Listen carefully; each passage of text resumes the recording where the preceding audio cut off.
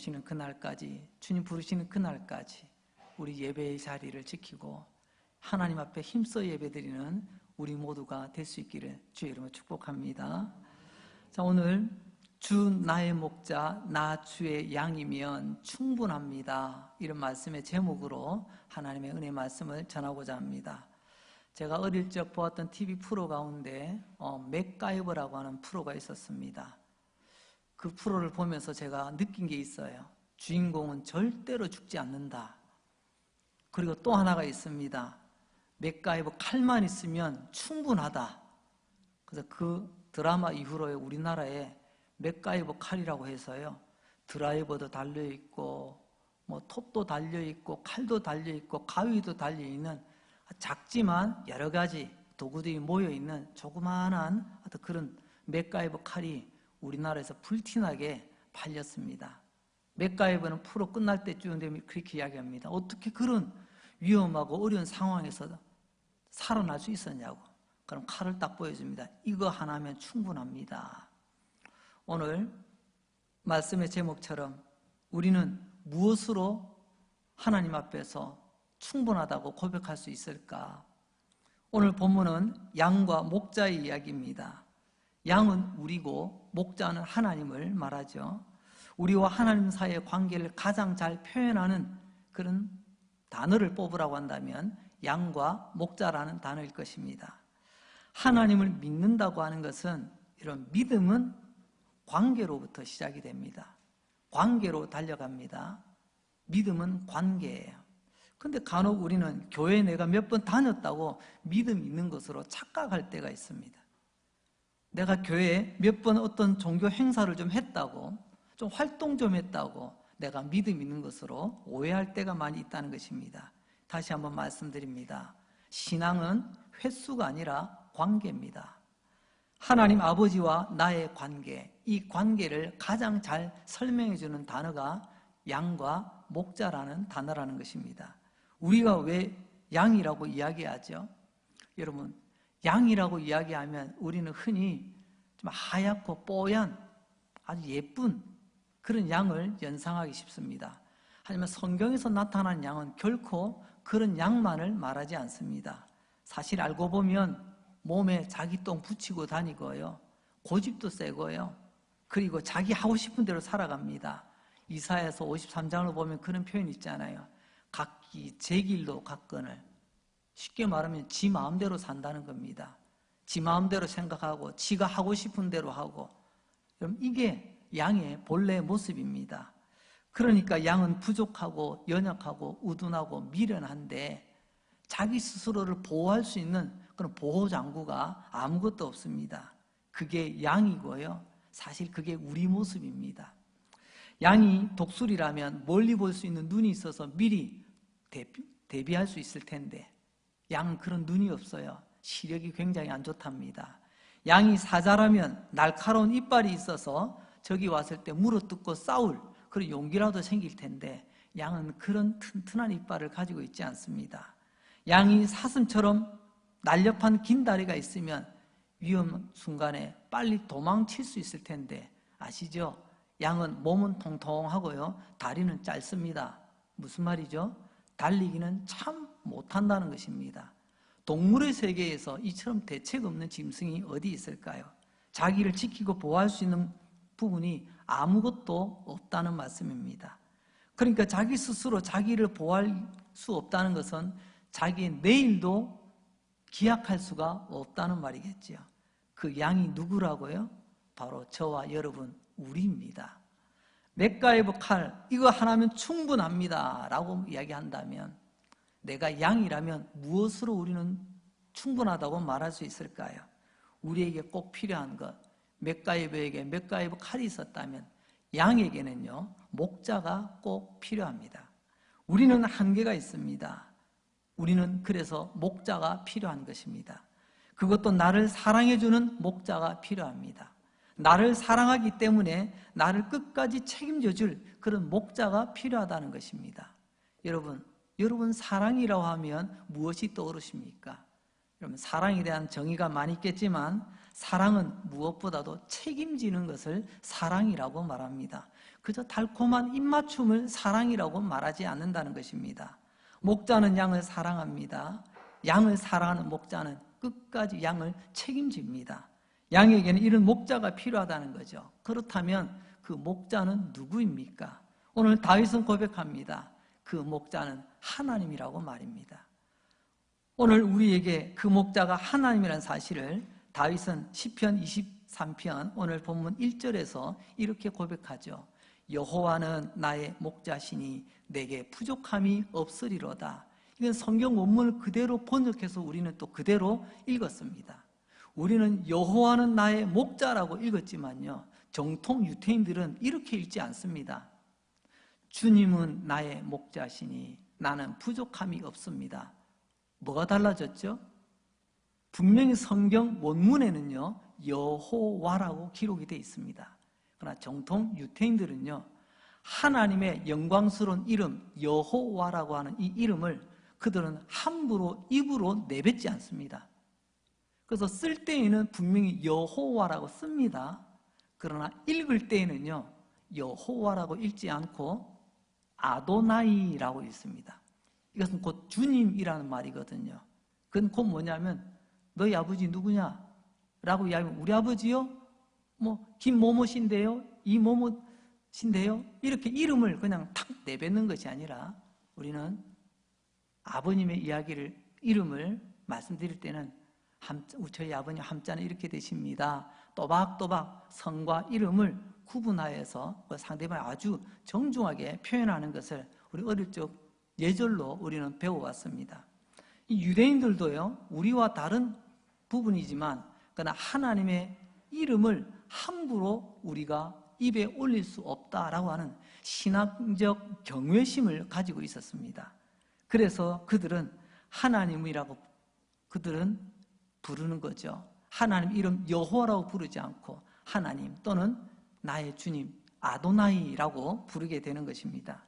그래서 오늘 이 본문의 말씀은 주님은 나의 목자입니다. 그래서 나는 부족함이 없습니다 라고 고백하는 거죠. 부족함이 없다는 것은 곧 내가 충분하다는 말 아니겠습니까? 하나님이 목자시면 나는 충분합니다. 그런 말입니다. 오늘 우리는 고백합니다. 하나님이 나의 목자시라면 나는 양이라는 말이고요, 하나님을 목자로 믿고 나는 양이라고 하는 사실을 기억하며 살아가게 된다면 우리는 충분히 기쁘고 충분히 안심이 되고 충분히 감사하며 충분히 행복하게 살아가게 된다는 것입니다. 여러분, 이게 믿음입니다. 하나님은 나의 목자, 주님은 나의 목자, 나는 주님의 양, 그것으로 충분합니다. 여러분들의 신앙생활 가운데 이 믿음이 중심에 자리 잡고 있으면 바른 믿음 생활을 하고 계시는 것입니다. 내가 교회는 여러 날 왔다 갔다 했지만 나는 그렇게 믿어본 적이 없고 나는 그렇게 고백하고 싶은 마음이 없다고요? 그럼 그 믿음의 모양은 있을지 몰라도 실질적인 믿음의 생명은 없는 것이나 마찬가지일 것입니다. 그러면서 다음 구절에 목자가 자기 양에게 어떻게 충분한지에 대해서 오늘 우리에게 설명해 주고 있는데요, 2절부터 6절까지 총 살펴보면 5가지로 목자 되시는 하나님은 우리에게 이렇게 충분한 필요를 채워주신다라고 말씀하십니다.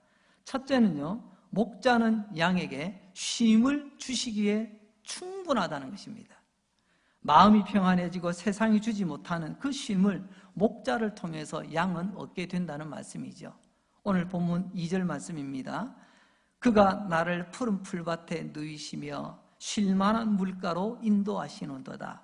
여기 보면요, 두 문장이 붙어져 있는 것 같지만 표현은 사실 똑같은 의미입니다.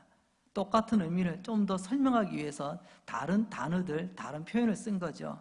먼저는 목자는 양을 푸른 풀밭에 눕힌다라고 표현하네요. 눕힌다는 것은 눕게 만든다는 것 아니겠습니까? 우리는 자꾸 이 말씀 읽을 때마다 말씀에 제일 눈이 많이 가는 게 어디냐면요, 푸른 풀밭이에요. 왜 그런 줄 아십니까? 남진이라는 가수의 영향력이에요. 저 푸른 초원 위에, 우리는 그 옛날부터 자꾸 듣다 보니까 저 푸른 초원이 제일 좋게만 보입니다. 하지만 오늘 다윗이 강조하고 있는 것은요, 푸른 풀밭, 여기보다 더 중요한 것은 바로 눕히신다라는 말씀입니다. 성경에 보면 눕는다는 말 두 가지 의미로 사용하는 것을 보게 됩니다. 하나는요, 게을러서 뒹굴뒹굴 누워있는 것, 일어나지 않고 계속 누워있을 때를 눕는다라고 표현하고요, 또 한 번은 쉬기 위해서 눕는다, 이런 표현을 씁니다. 그러니까 목자가 양을 눕힌다고 하는 말은 너는 이제 게을러도 돼 라고 하는 말이 아니라 너 이제 쉬어도 돼, 평안하거라, 그런 표현 아니겠습니까? 그것도 맨 땅이 아니라 푸른 풀밭 위에서, 이 말은 곧 최상의 쉼을 주겠다는 약속의 말이죠. 오늘 맨 땅이 아니라 푸른 풀밭에서는 이 최상의 안식, 평안을 주시는 목자, 그래서 우리는 충분하다는 것입니다. 두 번째, 뒤에 있는 목자는 양을 쉴만한 물가로 인도하신다고 말씀합니다. 여기 쉴만한 물가라고 되어 있는데요, 우리는 자꾸만 물하면 시원한 것을 먼저 생각할 때가 많이 있습니다. 성경을 잘 보시기 바랍니다. 내가 원하는 대로 읽으려고 하지 마시고요, 성경이 말씀하시는 대로 읽는, 그게 바로 바른 믿음의 생활 아니겠습니까? 오늘 2절 말씀은 그냥 물가가 아니라, 말씀의 포인트도 물가가 중요한 게 아니고요, 쉴만하다, 여기에 있는 겁니다. 우리는 물이 중요한데 오늘 말씀은 쉰다고 하는데 더 무게중심을 두고 있거든요. 이렇게 2절 전체는 목자는 양에게 쉼을 주기에 충분하다는 말씀입니다.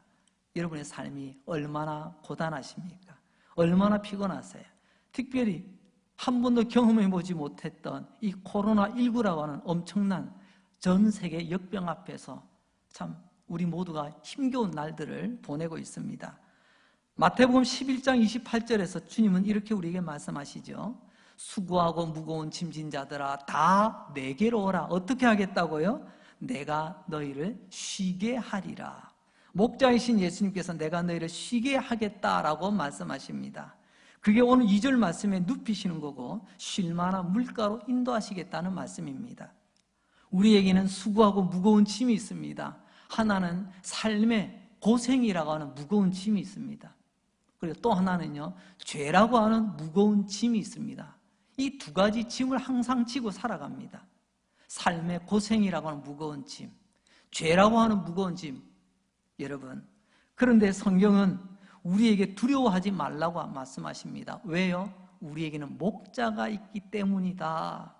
예수 앞에 나오면 우리는 예수님이 목자가 되셔서 저와 여러분의 무거운 짐을 주님께서 맡아주시겠답니다. 삶의 짐을 내려주시고 죄의 짐을 내려주시고 내가 너희를 쉬게 하시겠다 약속하십니다.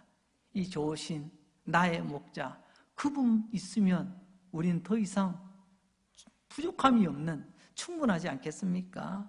목자는 이렇게 양을 사랑했습니다. 책임지잖아요. 말로만 사랑이 아닙니다. 그 고단하고 죽을 고생을 하는 양에게 쉼을 주십니다. 푸른 풀밭 같은 이 세상에서 찾을 수 없는 그런 힘을 하나님께서는 우리에게 주신다는 거죠. 목자는 양에게 이렇게 또 새 힘을 주십니다. 두 번째, 목자는 우리를 어떻게 충분하게 하시는가? 시편 23편 3절 말씀입니다. 내 영혼을 소생시키시고 자기 이름을 위하여 의의 길로 인도하시는도다. 여기 보니까 길이 나오네요. 우리가 가야 할 길이죠. 인생길입니다. 살아있는 사람은 인생이라는 길을 반드시 걸어가게 돼 있습니다. 우리가 가야 할 길은 어떤 길이죠? 오늘 3절에 보니까 우리가 가야 할 길은 의의 길이다, 그렇게 말씀하시네요. 의의 길. 의의 길이 뭐죠? 그건 바로 올바른 길입니다. 무엇이 그럼 올바른 길일까요? 하나님이 말씀하신 길이 올바른 길입니다. 하나님께서 인정하시는 길이 올바른 길입니다. 지금 내가 가는 길이 남들보다 빨리 가는 길인가요? 남들보다 많이 가지는 길인가요? 남들보다 빛나는 길인가요? 하나님 그걸 말씀하시는 것이 아닙니다. 하나님이 인정하시고 기뻐하신 그 올바른 길, 나는 그 길을 걸어가고 있는가? 그 길을 걸어간다면 우리는 충분합니다. 아니, 부족함이 없어요. 죄송하지만 우리는 이 길을 잘 가지 못합니다. 두 가지 이유 때문에 그렇습니다. 첫째는요, 우리 자신이 너무 부족해서 그렇습니다. 앞서 양에 대해서 말씀드렸죠. 부족하기 짝이 없는 양과 같은 우리, 그래서 우리는 바른 길을 가고 싶어도 제대로 못 가요. 두 번째로는요, 우리를 둘러싸고 있는 이 환경, 세상이라고 하는 이 환경이 너무 힘듭니다. 내가 부족하고 세상이 너무 힘들고 거칠기 때문에 주님께서 원하시는 그 의로운 길, 주님이 기뻐하시는 그 의로운 길을 제대로 걷지 못하고 시험당하고 실족하고 때로는 절망하고 낙담하게 된다는 말씀입니다. 하지만 다윗은 길을 잃고 낙담하는 인생으로 끝나지 않았습니다. 다윗은 어떻게 되었죠? 그는 의의 길을 가지 못하고 인생을 종치고 말았습니까? 그렇지 않죠. 나중에는 왕의 자리에까지 오르게 되지 않습니까?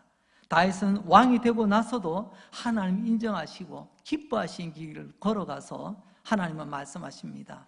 내가 이새의 아들 다윗을 만나니 내 마음에 쏙 들었다. 내 마음에 합하였다. 그래서 나의 모든 일을 저에게 맡기겠다. 하나님 기뻐하신 거 우리는 잘 알고 있습니다. 그렇다면 어떻게 다윗이라고 하는 이 부족하고 연약한 양이 이 험난한 세상 가운데서 하나님이 원하시는 의로운 길을 잘 걷게 되었을까요? 그 답은 목자가 새 힘을 주셨기 때문에 가능한 것입니다. 목자가 주신 새 힘.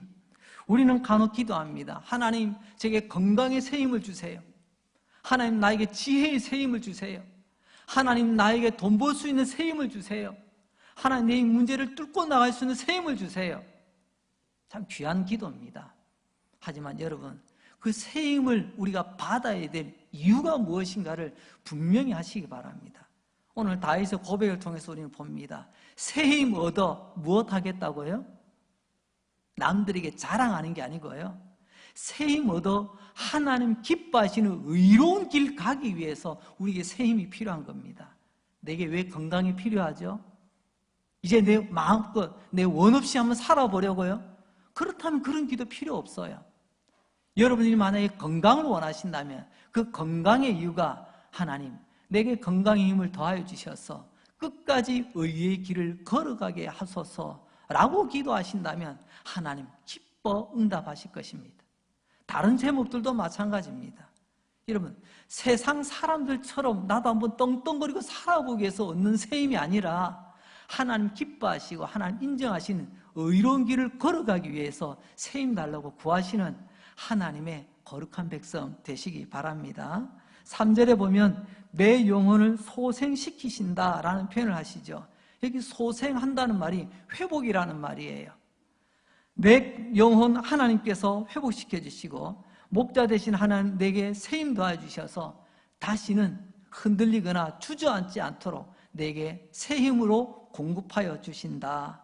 어제는 낙담하고 절망하고 주저앉았지만 목자 되신 하나님께서 나에게 새 힘 주셔서 회복하여 주셔서 오늘 내가 가야 할 그 의로운 길을 묵묵히 걸어가게 하신다는 말씀입니다.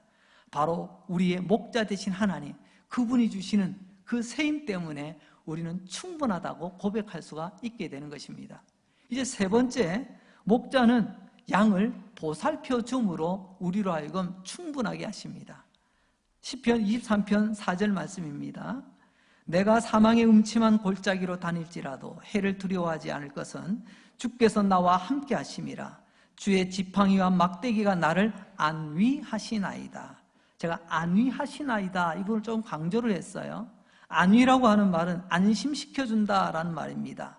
4절 전체를 보면 한마디로 말해서 목자는 양을 보살펴 주신다라는 말입니다.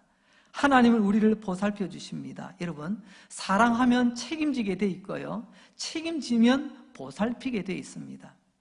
왜 보살피지 않는 거죠? 책임을 안 지는 겁니다.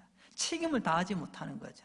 왜 책임을 다하지 않는 거죠? 사랑하지 않기 때문에 그렇습니다. 오늘 하나님은 여러분을 사랑하십니다. 사랑하시기 때문에 책임지시고요, 책임지시기 때문에 보살피시는 줄 믿으시기 바랍니다. 오늘 이 말씀 4절을 조금 더 살펴보면 세 토막을 낼 수가 있어요. 먼저는 무엇으로 보살피시는가? 뭔가 방법이 있을 거 아니에요? 말씀합니다. 주의 지팡이와 막대기로 나를 보살피신다라고 말합니다. 지팡이와 막대기는 목자가 항상 손에 들고 다니는 거예요. 그런데 이 말씀 조금만 더 깊이 생각해 보면요, 목자의 손에 있는 것은 지팡이와 막대기, 목자의 전부입니다. 다시 말하면 목자의 손에 있는 모든 것으로 우리를 보살피신다 말입니다. 아, 내가 널 좀 돌봐주려고 했는데 이게 좀 부족하네. 내가 너 좀 살펴주려고 했는데 아, 이게 지금 당장 없네. 그렇게 해서 하나님께서 뒤로 물러서는 분이 아니라는 말씀입니다. 여러분, 목자의 그 손에 있는 모든 것을 가지고 그 목자는 자신의 양을 보살핍니다. 우리 하나님의 손에 뭐가 있을까요? 우리 하나님의 손에는 권세가 있습니다. 우리 하나님의 손에는 능력이 있고요. 우리 하나님의 손에는 은혜가 있고요.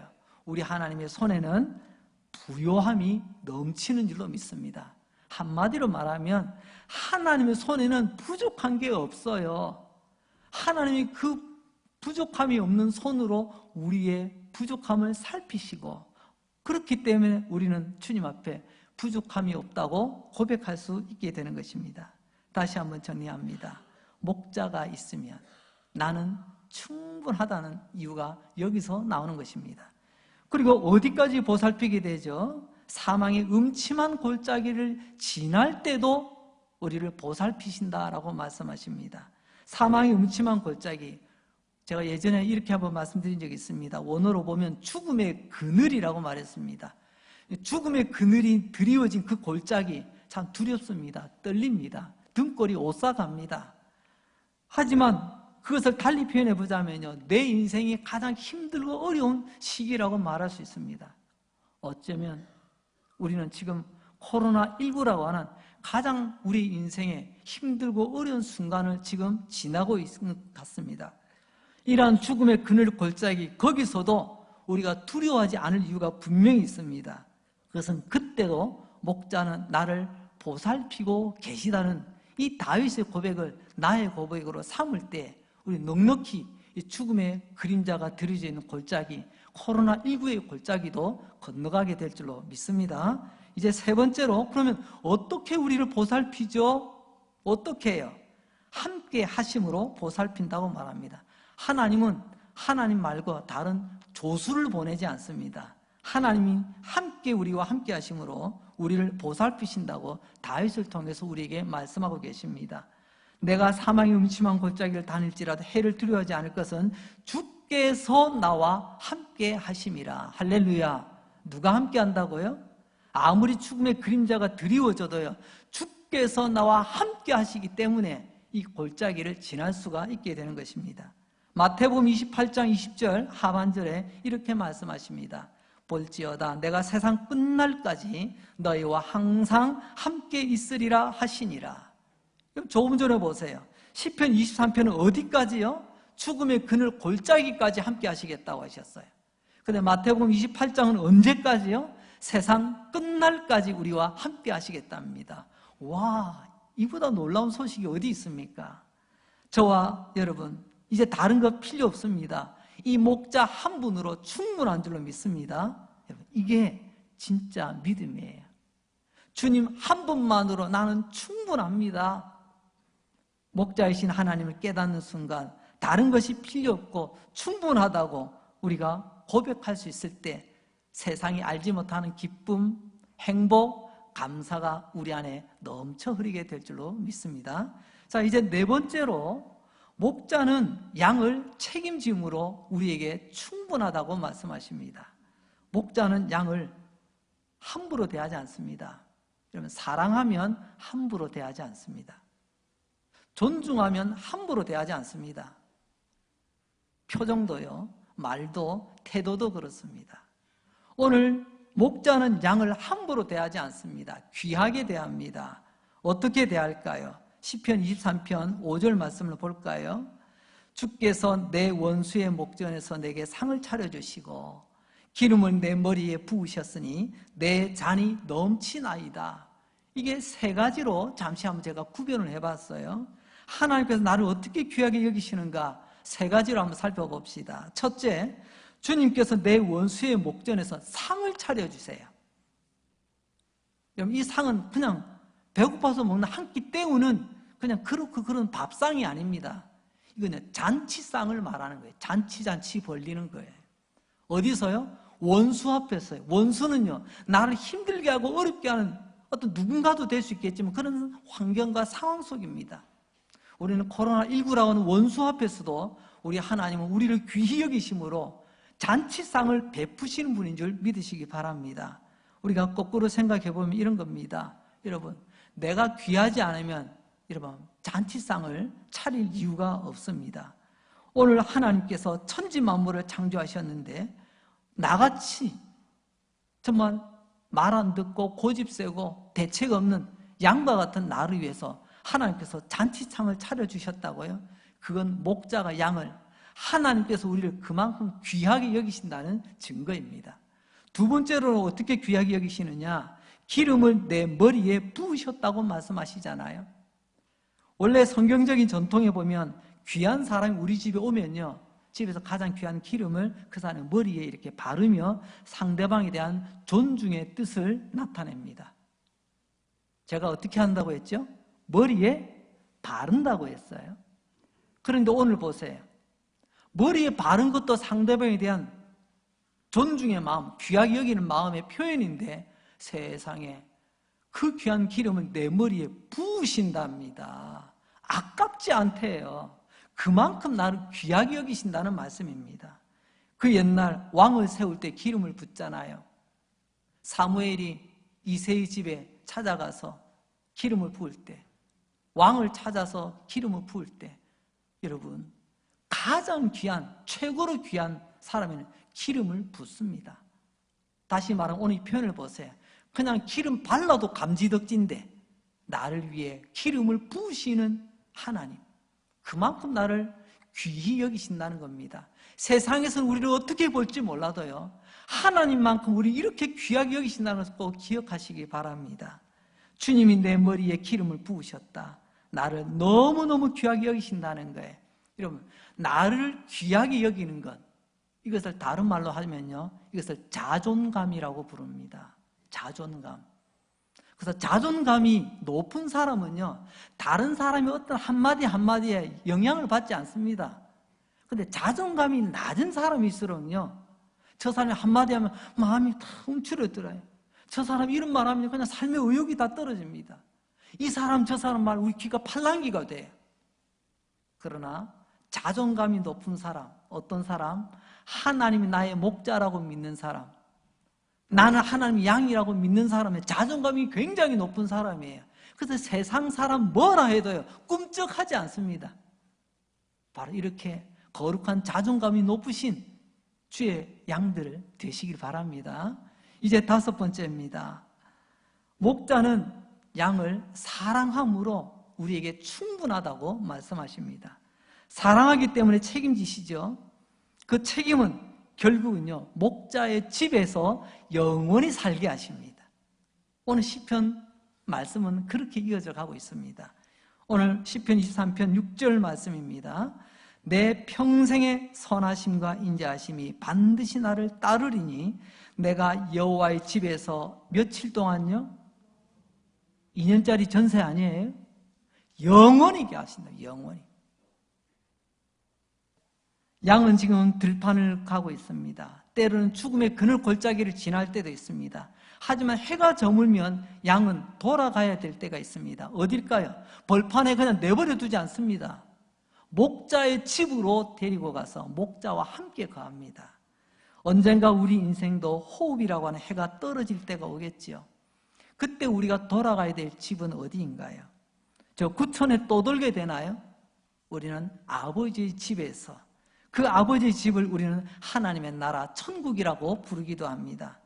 여러분, 우리는 이런 사람들입니다. 세상 사람 뭐라 해도 세상은 해 떨어지면 끝이에요. 그러나 우리는 해가 떨어져도 아무 걱정 염려할 게 없어요.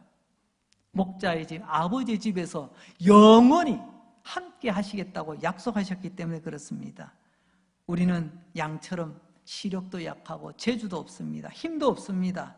이런 부족한 양이 어떻게 죽음의 그늘 골짜기를 지날 수 있게 되고 마지막 아버지의 집에서 함께 영원히 살게 될까요? 어떻게 해서요? 조금 전에 읽어드렸던 말씀 시편 23편 6절 상반절에 보면 내 평생의 선하심과 인자하심이 나를 따른다고 말합니다. 내 평생 어느 순간 빠짐없이 내 인생의 모든 순간, 날마다 숨쉬는 순간마다 하나님의 선하심과 인자심이 나를 따라온대요. 이 따른다, 이 따라온다라는 이 말에 성경적 원어를 보면요, 추격한다라는 말이 있어요. 추격은 뭐죠? 그냥 걸어가는 게 아닙니다. 목표를 정해놓고 놓치지 않고 계속해서 따라가는 거예요. 계속 따라가는 거. 어떤 물체가 있으면 그것을 향해서 추격해서 따라가서 부딪혀서 폭발하는 그런 폭탄이 있죠. 그래서 우리는 미사일이라고 합니다. 미사일. 다른 폭탄은요, 그냥 화약힘으로 퉁 발사되면요, 그 화약힘 날아가는 만큼 날아가다가 뚝 떨어져 그냥 알아서 터져요. 근데 미사일은요, 목표가 딱 정해지면요, 아주 그냥 끝까지 쫓아가는 그런 최첨단 기능을 가진 폭탄을 말하죠. 따르리니, 여러분, 주님의 사랑이 나를 추격하고 있음을 믿으시기 바랍니다. 왜요? 주님의 사랑은 당신의 사랑하는 양을 끝까지 추격하는 그런 사랑을 우리에게 보여주고 있습니다. 양은 자주 길을 잃습니다. 우리는 길을 잃을 때 두 가지로 잃습니다. 하나는요, 방황이라는 길로 빠질 때가 있고요, 하나는요, 방탕이라는 길로 빠질 때가 있습니다. 방황이 뭔 줄 아세요? 방황은 죄는 안 짓습니다. 하지만 하나님께서 원하시는 것이 어딘지 그것을 알지 못해서 이리저리 헤매는 것을 방황이라고 말합니다. 근데 방탕은요, 그야말로 죄짓고 그야말로 자기 하고 싶은 대로 살아가는 것을 방탕이라고 말하죠. 이게 다 길 잃은 모습입니다. 양은 길을 잃기 쉽습니다. 그래서 목자는 양을 추격하는 것입니다. 여호와의 사랑이 한평생 통으로, 내 한평생 여호와의 사랑이 나를 추격해온다, 이보다 든든한 약속의 말씀이 어디 있겠습니까?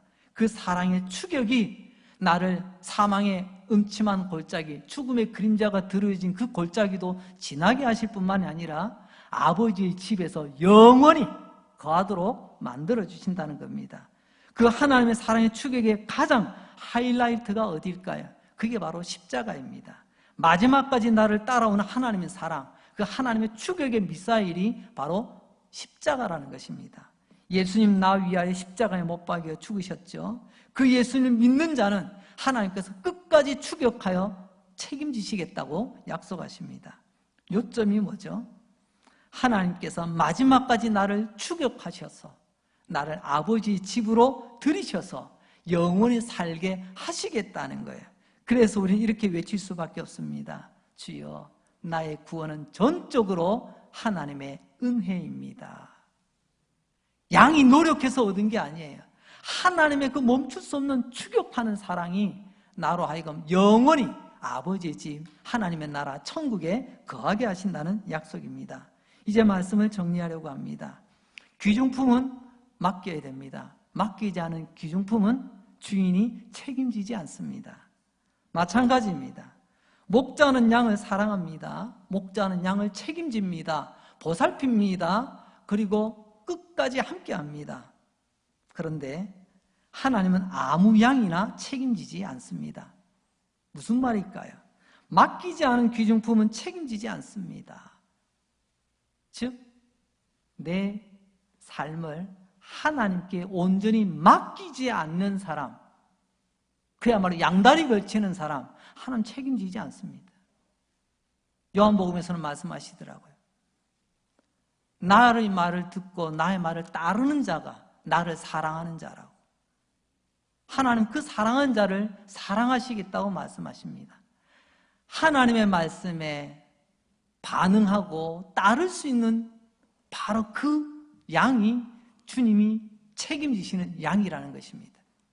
오늘도 목자 되신 하나님께서 우리에게 말씀하십니다. 예수 잘 믿는다고 하는 것은요, 교회 출석 도장 많이 찍었다는 것이 아니라 내 영혼, 내 죽음 너머의 영혼까지도 그분께, 주님께 온전히 맡겼다는 것이고, 이 땅에서 살아가는 동안에도 목자의 음성을 따라 걸어가겠다고 결단하고 달려가는 양이라는 것입니다. 이 말씀이 어디서 나오죠? 그게 바로 여호와는 나의 목자입니다. 나는 그 목자를 사랑합니다. 나는 목자이신 하나님을 신뢰합니다. 조금 전에 말씀드렸죠. 하나님을 사랑하시면 말씀에 순종으로 반응하시기 바랍니다. 그러면 하나님 책임지십니다. 2절부터 6절까지 하나님의 입장에서 우리는 5가지를 살펴보았습니다. 근데 반대로요, 양의 입장으로 돌이켜보면 이건 우리 안에 큰 걱정거리, 염려거리들입니다, 사실은. 그런데 다윗은 오늘 우리에게 이렇게 이야기합니다. 강릉제일교회 성도들이여, 걱정하지 마십시오. 저도 이런저런 걱정거리 있었습니다. 하지만 우리에게 영원한 목자가 되시는 주님이 계시지 않습니까? 그 주님이 우리를 사랑하신답니다. 그 주님께 맡기고 의지하면 주님은 나의 모든 것 책임져 주신답니다. 그러니 이제 아무것도 염려하지 마세요.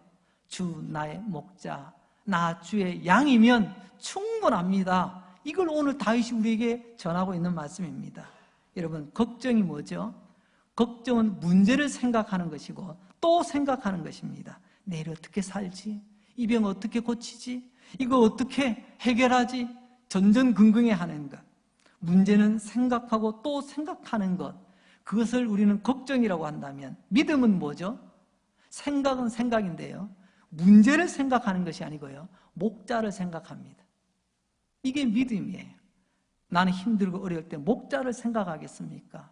목자 대신 하나님을 깊이 생각하며 묵상하시겠습니까? 아니면 나는 문제 붙들고 문제를 묵상하며 그렇게 살아가겠습니까? 매 순간마다 목자를 생각하고 또 목자를 생각해 보시기 바랍니다. 그러면 목자로서 충분하다고 하는 다윗과 같은 고백이 나의 고백이 될 것입니다. 여러분, 우리에게는 나를 사랑하는 목자가 계십니다. 십자가에서 나를 위하여 죽기까지 나를 사랑해 주신 목자 예수님이 계시지 않습니까? 나의 모든 것 책임져 주십니다. 죽음 이후 하나님 집까지 그분의 사랑이 추격하여 나를 데리고 가시는 목자가 계심을 믿으시기 바랍니다. 이제 이것으로 충분합니다. 이것으로 충분합니다. 문제를 생각하고 또 생각하는 걱정 많은 양이 되지 마시고, 여러분의 목자 되신 예수님이 어떤 목자인지 그 목자를 깊이 생각하고 또 생각하여 기쁨이 넘치고 감사가 넘치고 행복한 양들이 되시기를 주님의 이름으로 축복합니다. 기도하겠습니다. 하나님, 우리 아버지 감사합니다.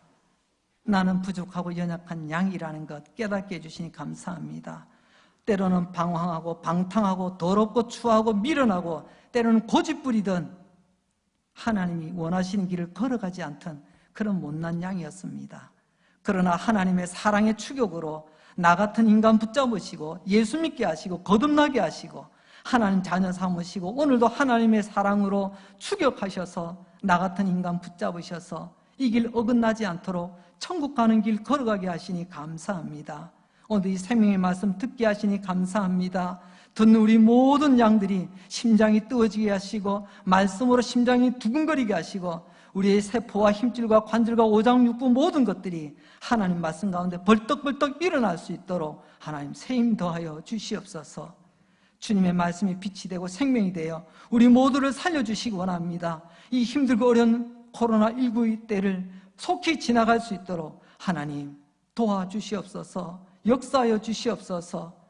목자 되신 하나님 계셔서 감사합니다. 나는 목자 계신 하나님 계셔서 충분합니다. 이제 충분히 감사하고 충분히 기뻐하고 충분히 행복한 양으로 살아가기를 원하옵고 예수님 거룩하신 이름으로 기도합니다. 아멘.